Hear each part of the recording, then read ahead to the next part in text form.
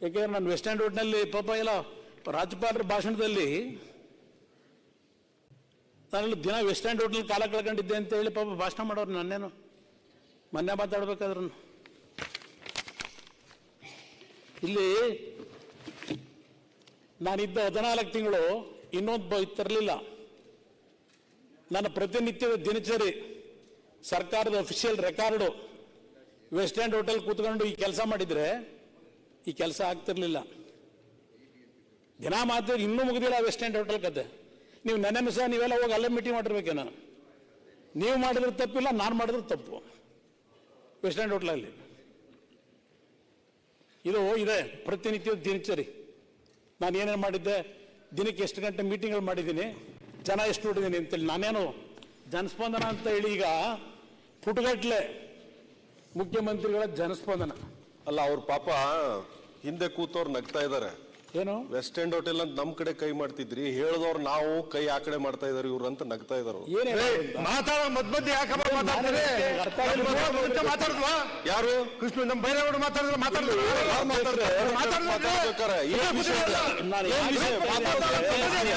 ಯಾಕೆ ಮಾತಾಡ್ಬಾರ್ದು?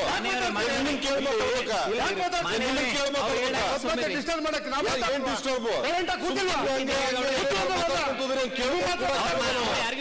ಸುಮ್ಮನೆ ಮಾತಾಡಿದ್ರೆ ಕೇಳಕ್ ಇರೋದ?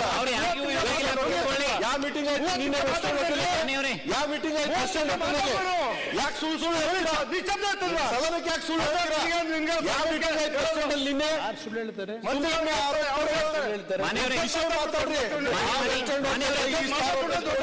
ಸದನಕ್ಕೆ ಏನ್ ಲಾಭ? ಹೋಟೆಲ್ಗಳ ಮಾತಾಡಿ ಸದನಕ್ಕೆ ಏನ್ ಲಾಭ? ಜನಕ್ಕೆ ಏನ್ ಆಗ್ಬೇಕು, ಸದನಕ್ಕೆ ಏನ್ ಮಾತಾಡಿ. ನಿಮ್ಮ ಲೀಡರ್ಗಳಿದ್ರೆ ಗೊತ್ತಿಲ್ಲ, ಟಿವಿಲಿ ನೋಡಿದ್ರೆ ನಾನು ಹೇಳ್ತಾ ಇದ್ದೀನಪ್ಪ. ಟಿವಿಲನ್ನು ತೋರಿಸೋದು ಅಲ್ಲಿತ್ತು ಅಂತ ಹೇಳಿ ಆಮೇಲೆ ಮಾತಾಡಿ ಉತ್ತರ. ಇಲ್ಲಿ ಅಧ್ಯಕ್ಷರೇ, ನಾನು ಯಾಕೆ ಹೇಳ್ತೀನಿ ಅಂದ್ರೆ, ಅವತ್ತು ಕೇಂದ್ರದ ರಕ್ಷಣಾ ಸಚಿವರೇ ಬಂದರು ಬೆಂಗಳೂರಿಗೆ. ನಾನು ಈ ರಾಜ್ಯದ ಮುಖ್ಯಮಂತ್ರಿ ಇದ್ರು. ನಾನು 3ನೇ ಮಾಡಿಲ್ ಕೂತ್ಕೊಂಡು ಅವ್ರಿಗೆ ಕಾಯಲಿಲ್ಲ. ಅವ್ರನ್ನ ಹೋಗಿ ನಾವೇನಿಗೆ ಇಳಿದು ಬರ್ತೀವಲ್ಲ ದಿನ ಬೆಳಗ್ಗೆ ಇಲ್ಲಿ ಬರಬೇಕಾದ್ರೆ ಆ ಹತ್ರ ನಾನೇ ಹೋಗಿ ಬಗ್ಗೆ ಕೊಟ್ಟು ರಿಸೀವ್ ಮಾಡಿ ಅವ್ರನ್ನ ವಿಧಾನ ಮೇಲ್ಗಡೆ ಮೀಟಿಂಗ್ ಹಾಲಿಗೆ ಕರ್ಕೊಂಬಂದೆ. ಎಲ್ಲ ರೀತಿಯ ಕ್ಲಿಯರೆನ್ಸ್ಗಳು ಏನೇನು ಆಗಬೇಕಾಗಿತ್ತು ಅಭಿವೃದ್ಧಿಗೆ ಅವತ್ತು ಕ್ಲಿಯರ್ ಮಾಡಿಕೊಟ್ಟೋದ್ರು. ಇದು ನಾನು ಯಾಕೆ ಹೇಳ್ತಾ ಇದ್ದೇನೆ, ಕಾಂಗ್ರೆಸ್ ಸರ್ಕಾರ ಮತ್ತು JDS ಸರ್ಕಾರ ಇಬ್ಬರು ಸೇರಿ ಪಕ್ಷಗಳು ಸೇರಿ ಮಾಡಿದಂಥ ಮೈತ್ರಿ ಸರ್ಕಾರದಲ್ಲೂ ಕೆಲಸ ಮಾಡಿಸಿದ್ವಿ. ನಾವು ಮಾಡಿಸಿದ್ದೇವೆ. ಯಾತಿಗೆ ಪದೇ ಪದೇ ಇದ್ದು ಹೇಳ್ತೀರಿ? ಇರೋ ನನಗೆ ಏನು ನಡೆದಿದೆ ನನ್ನ ಘಟನೆ ಅದು ಹೇಳ್ತಾ ಇದ್ದೀನಿ. ಮೀಟಿಂಗ್ ಮಾಡಿದ ನಿಜಾನೇ, ಆದೇಶ ಮಾಡಿದ ನಿಜಾನೇ, ಆದ್ರೆ ಇನ್ನೂ ಕಾರ್ಯಗತ ಆಗಿಲ್ಲ. ಹಲವಾರು ರಸ್ತೆಗಳಿಗೆ ಅವ್ರನ್ನೇ ಕರ್ಕೊಂಬಂದು ನಿಮ್ಮ CV ರಾಮನ್ ನಗರ ಯಾವುದೋ ಭಾಗಗಳಿದೆ, ಹೆಬ್ಬಾಳದ ಆ ಕಡೆ ಎಲ್ಲೆಲ್ಲ 3-4 ಕಾರ್ಯಕ್ರಮ ನಾನೇ ಫಂಕ್ಷನ್ ಅಲ್ಲಿ ಫೌಂಡೇಶನ್ ಸ್ಟೋನ್ಗೆ ಅವ್ರ ಜೊತೆ ಸೇರ್ ಮಾಡಿದ್ದೀವಿ. ಇದೆಲ್ಲ PC ಮೋಹನ್ ಯಾರು ಇದ್ರು. ಅದಿಲ್ಲ, ಅದು ಬಿಟ್ಟು ನಮ್ಮ ಕಾಲದಲ್ಲಿ ಈಗ ತಂದೆಯವರ ಕಾಲ 95 ಕಿಲೋಮೀಟರ್ ಏನೋ, ಅವ್ರ ಕಾಲ ದೊಡ್ಡದು, ಅವ್ರ ಕಾಲದ ಬೇರೆ. ನಾವು ನೀವು ಸೇರಿ ಸರ್ಕಾರ ಮಾಡಿದಾಗಲೂ ಡಿಫೆನ್ಸ್ ಇಂದ ಆಗಲೂ ಕೊಟ್ಟರೆ ನಮಗೆ ಕೇಂದ್ರ ಸರ್ಕಾರ ಮಾಡಿದ್ರೆ ಎಲ್ಲ ನಾನು ಎಲ್ಲ ಒಪ್ಕೊಳ್ತೀನಿ. ಆಮೇಲೆ ಆದೇಶನೂ ಮಾಡಿದ್ರು, ಆದ್ರೆ ಇವತ್ತಿಗೂ ಅದು ಆಗ್ಲಿಲ್ಲ, ಕಾರ್ಯಗತ. ಕೆಲವು ಕೆಲಸ ನಾನೇ ಕೊಡ್ತೀನಿ, ಕೆಲವು ಕೆಲಸ ಆಗಿದೆ, ಕೆಲವು ಆಗದೆ ಇರ್ಬೋದು, ನಂಗೆ ಗೊತ್ತಿಲ್ಲ. ನನಗೆ ಆಮೇಲೆ ನನಗಿದ್ದು 14 ತಿಂಗಳು ಆಮೇಲೆ ಮುಂದೇನಾಯ್ತು ನನಗೆ ಗೊತ್ತಿಲ್ಲ. ನಾನಿದ್ದ ಫೌಂಡೇಶನ್ ನಾವೇ ಯಾಕೆ ಬಂದಿದ್ದೀವಿ 2-3 ರಸ್ತೆಗಳಿಗೆ. ಅದರಿಂದ ಅಧ್ಯಕ್ಷರೇ, ನಾವು ಯಾವ ರೀತಿಯಲ್ಲಿ ಈ ಒಂದು ಸರ್ಕಾರಗಳ ನಡುವೆ ವಿಶ್ವಾಸದಿಂದ ಕೆಲಸ ಮಾಡ್ಕೊತೀವಿ ಅದು ಮುಖ್ಯ ಇಲ್ಲಿ ಅಧ್ಯಕ್ಷರೇ. ಅದಾದ್ಮೇಲೆ ಅಧ್ಯಕ್ಷರೇ, ಈಗ ನಾನು ಪಾಪ ಹೇಳಿದ್ರಲ್ಲ, ನಾವು ಗ್ಯಾರಂಟಿ ನುಡಿದಂತೆ ನಡೆದಿದ್ದೇವೆ. ಒಂದು ಕೆಲಸ ಮಾಡಿಬಿಡಿ, ಹೆಂಗಾದ ಮಂತ್ರಿನವರು ಸರ್ಕಾರಿ ಕೆಲಸ ದೇವ್ರ ಕೆಲಸ ಅಂತ ಹಾಕೋರಲ್ಲಿ ಅಲ್ಲೆಲ್ಲ ಹಾಕೊಂಡಿದ್ರಿ. ಅದೆಲ್ಲ ಆ ಕಡೆ ಇದ್ರ ಕಡೆ ಹಾಕಿರಬೇಕು, ಹೈಕೋರ್ಟ್ ಕಡೆ. ನೀವು ಇನ್ನೊಂದು ಹಾಕ್ಬಿಡಿ, ಈಗ ನುಡಿದಂತೆ ನಡೆದಿದ್ದೇವೆ ಇದೊಂದು ಹಾಕೊಂಡ್ಬಿಟ್ರೆ ನೋಡಿ, ಇನ್ನೊಂದು ನಿಮಗೆ ಒಳ್ಳೆ ಪ್ರಚಾರ ಸಿಗ್ತದೆ.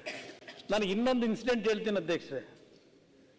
ನಮ್ಮ ರಾಜ್ಯದಲ್ಲಿ ಬಹುಶಃ ಜನತಾದಳ ಸರ್ಕಾರ, ಸಿದ್ದರಾಮಯ್ಯವರು ಉಪಮುಖ್ಯಮಂತ್ರಿಗಳಿದ್ರೇನು, ಅವೊಬ್ರು ಮುನಿಯಪ್ಪ ಅಂತ ಹೇಳಿ ಚಿಕ್ಕಬಳ್ಳಾಪುರದವರೊಬ್ರು ಪೇಪರ್ ಮುನಿಯಪ್ಪ ಅಂತ ಕರೆಯಾರ ಅವ್ರನ್ನ, ನಾವೆಲ್ಲ ಚಿಕ್ಕವರಾಗ. ಅವರು ಮಂತ್ರಿನೂ ಆಗಿದ್ರು, ರೇಷ್ಮೆ ಇಲಾಖೆ ಮಂತ್ರಿನೂ ಆಗಿದ್ರು ಸ್ವಲ್ಪ ದಿವಸ. ಕನ್ನಡಪ್ರಭ ಪತ್ರಿಕೆ ವರದಿಗಾರಿದ್ರು ಅಂತ ಕಾಣಿಸ್ತದೆ. ಚಿಕ್ಕಬಳ್ಳಾಪುರದಲ್ಲಿ ಶಾಸಕರಾಗಿ ರೇಷ್ಮೆ ಇಲಾಖೆ ಮಂತ್ರಿಗಳಾಗಿದ್ರು ಅವ್ರ ಮಂತ್ರಿ ಕಚೇರಿ ಕೂತ್ಕೊಂಡು ಫೋನ್ ಮಾಡಿ ಕೆಲಸ ಮಾಡಿಸ್ತಿರ್ಲಿಲ್ಲ. ಕಚೇರಿಗಳಿಗೆ ಅಧಿಕಾರಿಗಳ ಹತ್ರಕ್ಕೆ ಅವರೇ ಅವ್ರ ಕ್ಷೇತ್ರಕ್ಕೆ ಅಭಿವೃದ್ಧಿಗೆ ಸಂಬಂಧಪಟ್ಟಾಗೆ ಹೋಗಿ ಕೆಲಸ ಆಗೋವರೆಗೂ ಯಾವುದೇ ರೀತಿಯ ನಾನು ದೊಡ್ಡ ಮಂತ್ರಿ ಆಗಿದ್ದೇನೆ ಅಂತೇಳಿ ಅಧಿಕಾರಿಗಳನ್ನ ಬಾ ಅಂತ ದರ್ಪದಲ್ಲಿ ಕರೀಲಿಲ್ಲ ಅವರು. ಬಹುಶಃ ಒಬ್ಬ ಜನಪ್ರತಿನಿಧಿ ಯಾವ ರೀತಿ ಕೆಲಸ ಮಾಡಬೇಕು ಅನ್ನೋದಕ್ಕೆ ಒಂದು ಮಾದರಿಯಾಗಿ ಕೆಲಸ ಮಾಡಿದಂಥವ್ರು ಅನ್ನೋದು ನನ್ನ ಅಭಿಪ್ರಾಯ. ನಾವೆಲ್ಲ ಇನ್ನೂ ರಾಜಕಾರಣಕ್ಕೆ ಬಂದಿರಲಿಲ್ಲ ಆಗ ಅಧ್ಯಕ್ಷರೇ, ಆ ರೀತಿಯ ದಿನಗಳನ್ನು ನೋಡಿದ್ದೇವೆ ಇಲ್ಲಿ. ಅದರಿಂದ ಅಧ್ಯಕ್ಷರೇ, ಇಲ್ಲಿ ನಮಗೆ ಕೇಂದ್ರ ಸರ್ಕಾರ ಜೊತೆ ಪ್ರತಿನಿತ್ಯ ಏನು ನಡೀತಾ ಇದೆ ಅದರ ಬಗ್ಗೆ ನಾನು ಆಮೇಲೆ ಹೇಳ್ತೀನಿ ಅಧ್ಯಕ್ಷ. ಅದರಿಂದ ದೇವ್ರ ಕೆಲಸ, ಸರ್ಕಾರದ ಕೆಲಸ, ದೇವ್ರ ಕೆಲಸ ಈ ಪಾಪ ನುಡಿದಂತೆ ನಡೆದಿದ್ದೇವೆ. ಪಾಪ ಏನು ರಾಮರಾಜ್ಯ ಮಾಡಿ ಹಸಿದು ಹೊಟ್ಟೆ ಎಲ್ಲ ತುಂಬಿಸಿದ್ರಿ. ಹಸಿದು ಹೊಟ್ಟೆ ತುಂಬುತ್ತಾ ಇದೆ. 2,000 ರೂಪಾಯಿ ಹೋಗೋದ್ರಿಂದ ಏನು ಜನ ಆ ಪಾವರ್ಟಿಯಿಂದ ಮಧ್ಯಕ್ಕೆ ಎದ್ದುಬಿಟ್ಟು ಈಗ ಮಧ್ಯ ಇದಕ್ಕೆ ಬಂದ್ಬಿಟ್ಟವ್ರಂತಲ್ಲ, ಈಗ ಇದೇನು ಆದಾಯದಲ್ಲಿ ಮಧ್ಯಮ ವರ್ಗಕ್ಕೆ ಬಂದ್ಬಿಟ್ಟವ್ರಂತ. ಈಗ ಮಧ್ಯಮ ವರ್ಗ ಅದು ಏನಂತ ಮಧ್ಯಮ ವರ್ಗ ಎಲ್ಲಿಗೆ ಬಂದಿದೆ ಅಂತೇಳಿ. ಅದರಿಂದ ಅಧ್ಯಕ್ಷರೇ, ಇವತ್ತು ನಾನು ಕೆಲವು ವಿಷಯಗಳನ್ನು ಏನು ಹೇಳಬೇಕು ಅಂತ ಇದ್ದೇನೆ.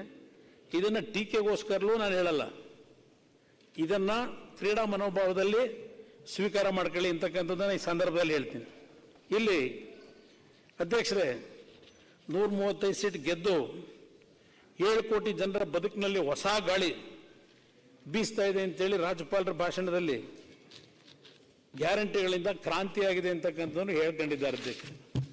ಇದು ಒಂದು ಭಾಗ ಇರಲಿ. ನಮ್ಮ ರಾಯರೆಡ್ಡಿ ಅವರು ಮೊನ್ನೆಯಲ್ಲೂ ಹೇಳಿಕೆ ಕೊಟ್ಟವ್ರೆ, ಈಗ ಎಕನಾಮಿಕ್ ಅಡ್ವೈಸರ್. ಈ ಗ್ಯಾರಂಟಿಗಳನ್ನು ನಾವು ಕೊಡ್ಲಿಕ್ಕೆ ಹೋಗಿ ಇದಕ್ಕೆ ದುಡ್ಡು ಹೊಂದಿಸ್ಲಿಕ್ಕೆ ಹೋಗಿ ಹಣದ ಆರ್ಥಿಕ ಪರಿಸ್ಥಿತಿಗಳು ಎಲ್ಲ ಸ್ವಲ್ಪ ಎಡವಟ್ಟಾಗ್ತಾ ಇದೆ, ಅಭಿವೃದ್ಧಿ ಆಗ್ತಿಲ್ಲ ಅಂತೇಳಿ. ಇನ್ನು ಇನ್ನೊಬ್ಬ ಮಂತ್ರಿಗಳು ಮೊನ್ನೆ ತಾನೇ ಏನು ಹೇಳವ್ರೆ, ಬರೀ ಗ್ಯಾರಂಟಿ ಹೆಸರಲ್ಲಿ ಹೋದರೆ ನಾವು ಚುನಾವಣೆ ಗೆಲ್ಲಕ್ಕಾಗಲ್ಲ ಅಂತಲೂ ಹೇಳೋರು ಮೊನ್ನೆ ಒಬ್ಬರು ಮಂತ್ರಿ. ಇನ್ನೊಬ್ಬರು ಮಂತ್ರಿಗಳು ಹೇಳ್ತಾರೆ, ಚುನಾವಣೆ ಟೈಮಲ್ಲಿ ಎಲ್ಲ ಪಕ್ಷಗಳು ಎಲ್ಲ ಜನಪ್ರತಿನಿಧಿಗಳು ನಾವು ಮಾತು ಕೊಡ್ತೀವಿ, ಅದೆಲ್ಲ ಮಾಡಲೇಬೇಕಾಯ್ತದ, ಅದು ನೋಡಬಿಟ್ಟು ಚುನಾವಣೆ ಗಿಮ್ಮಿಕ್ ಇರ್ತದಲ್ಲ ಅಂತ ಹೇಳ್ತಾರೆ. ಇದು ನಾನು ಹೇಳ್ತಿರೋದಲ್ಲ ಅಧ್ಯಕ್ಷರೇ, ಇಲ್ಲಿ ಇತ್ತೀಚೆಗೆ ಮಾಧ್ಯಮದಲ್ಲಿ ಕೆಲವು ಪ್ರತಿಕ್ರಿಯೆಗಳನ್ನು ನಾನು ಹೇಳ್ತಾ ಇದ್ದೇನೆ. ಮಂತ್ರಿಗಳು ಇವತ್ತು ಗ್ಯಾರಂಟಿ ಪ್ರೋಗ್ರಾಮ್ಗಳು ಅದರಿಂದ ನಾವು ಚುನಾವಣೆ ಗೆಲ್ಲಕ್ಕಾಗಲ್ಲ ಅಂತೇಳಿ ಇತ್ತೀಚೆಗೆ ಒಬ್ಬರು ಮಂತ್ರಿಗಳು ಹೇಳಿದ್ದು ನೋಡಿದೆ. ಇದೆಲ್ಲ ಒಂದು ಭಾಗ ಅಧ್ಯಕ್ಷರೇ. ಆಮೇಲೆ ಹೇಳ್ತೀರಿ ಅಸಮಾನತೆ ನಿವಾರಣೆಗೆ ಅಭಿವೃದ್ಧಿ ಪಥ, ಕರ್ನಾಟಕ ಮಾದರಿ, ಇದೆಲ್ಲ ಹೇಳ್ಕೊಂಡಿದ್ದೀರಿ ಅಧ್ಯಕ್ಷರೇ. ಇನ್ನು ಕಾನೂನು ವ್ಯವಸ್ಥೆಗಳು, ಇದೆಲ್ಲ ಚರ್ಚೆಗಳೇನಾಗಿದೆ. ಬಹುಶಃ ನಿನ್ನೆ ನಮ್ಮ ವಿರೋಧ ಪಕ್ಷದ ನಾಯಕರು ಅವರು ಸುದೀರ್ಘವಾಗಿ ಮಾತನಾಡಿದರಲ್ಲಿ ಯಾವುದೋ ಹಾವೇರಿಯಲ್ಲಿ ನಡೆದಿರೋ ಘಟನೆ, ಬೆಳಗಾವಿಯಲ್ಲಿ ನಡೆದಿರೋ ಘಟನೆ, ಇನ್ನೂ ಯಾವುದೋ ಘಟನೆಗಳು ಹೇಳ್ತಾ ಇದ್ರು. ಕೋಲಾರದಲ್ಲಿರ್ಬೋದು, ಹಲವಾರು ಕಡೆ. ಅಧ್ಯಕ್ಷರೇ, ಇವತ್ತು ನಾವು ನಮ್ಮ ಮಾಧ್ಯಮದ ಹಲವಾರು ಟಿವಿಗಳಲ್ಲಿ ರಾತ್ರಿ 9:30, 10 ಗಂಟೆಗೆ ಅದೆಂಥದ್ದು ಕ್ರೈಮ್ ಚಾನಲ್ ಅಂತ ಬರ್ತದೆ. ಕ್ರೈಮ್ ಚಾನಲ್ ಅಂತ ತೋರಿಸ್ತಾರೆ. ಯಾವುದೋ ಕೊಲೆಗಳಾಗಿದ್ದು ಕೆಲವೆಲ್ಲ ಒಂದು ಕಾನೂನು ಬಾಹಿರುವಂಥ ಘಟನೆಗಳ ಬಗ್ಗೆ ಕ್ರೈಮ್ ನ್ಯೂಸ್. ಈಗ ಅಧ್ಯಕ್ಷರೇ 9:30ಗೆ ಬರೋದಲ್ಲ, 9:30, 10 ಗಂಟೆಗೆ. ಈಗ ಬೆಳಗ್ಗೆ ಟಿವಿ ಹಾಕಿದ್ರೂ ಕ್ರೈಮ್ ನ್ಯೂಸ್ ಬರ್ತಾ ಇರ್ತದೆ. ನಾನು ನಿನ್ನೆ ಮನೇಲಿ ಆರೋಗ್ಯ ಸಮಸ್ಯೆಯಿಂದ ಸದನದಲ್ಲಿ ಏನು ನಡೀತಿದೆ ಅಂತೇಳಿ ಮನೆಯಲ್ಲ ಮಲಕೊಂಡು ಟಿವಿ ನೋಡ್ತಿದ್ದಾಗ ಮಧ್ಯಾಹ್ನ 1 ಗಂಟೆನಲ್ಲಿ ಒಂದು ಚಾನಲ್ನಲ್ಲಿ 4 ಸುದ್ದಿ ಬರ್ತವೆ ಅಧ್ಯಕ್ಷರೇ. 4 ಸುದ್ದಿಗಳು ಯಾವುದೋ ಅವರವರ ಹಲವಾರು ರೀತಿಯ ಕಾನೂನು ಬಾಹಿರುವಂಥ ಸಮಸ್ಯೆಗಳಿಂದ ಕೊಲೆ ಆದಂಥ ಘಟನೆಗಳೇ ತೋರಿಸ್ತಾರೆ. ಮಧ್ಯಾಹ್ನ 1 ಗಂಟೆಯಲ್ಲಿ ಟಿವಿ ಆನ್ ಮಾಡಿದ್ರೆ ಪ್ರೈಮ್ ನ್ಯೂಸಲ್ಲಿ. ಈ ಕ್ರೈಮ್ ನ್ಯೂಸ್ ಹೋಗಿ ಪ್ರೈಮ್ ನ್ಯೂಸ್ಗಳು ಕ್ರೈಮ್ ನ್ಯೂಸ್ ಆಗೋದೇವೆ. ಈಗ ಆ ಪರಿಸ್ಥಿತಿ ಇವತ್ತು ಕಾಣ್ತಾ ಇದ್ದೇವೆ. ಅದಕ್ಕೆ ನೀವು ಕಾರಣ ಅಂತ ಹೇಳಲ್ಲ.